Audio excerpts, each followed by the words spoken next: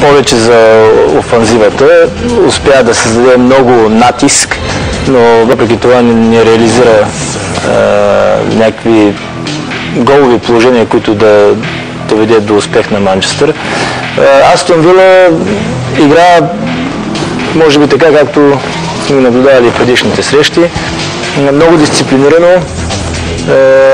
След загуба на топката веднага се връща назад и затваря всички пространства, както и през първото по време, но второто по време беше значително по-атрактивно и по-наситено с голови положения. И на двама ни се понрави Найджел Рил-Кокър в състава на Астон Вила. По принцип един типичен дефанзивен халф, който обаче в Астон Вила... Национален отбор играе и в ляво, и в дясно. Определено с десния крак е по-силен, но в лявата страна играе много по-сполучливо. Така че това не е проблем.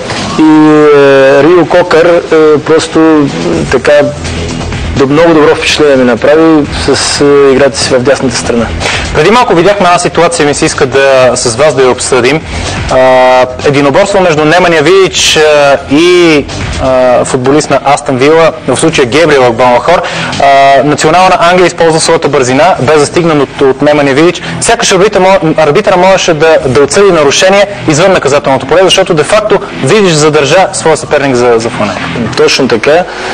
Ако съдията отсъди някакво нарушение, то не трябва да бъде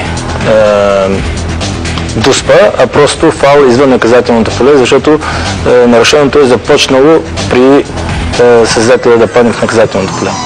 Аз съм, между другото, напълно съгласен и само бих добавил, че Манчестър Юнайтед днес за пореден път действаше на скорост, действаше разнообразно, но през тази кампания виждаме и може би това е една тенденция в състава на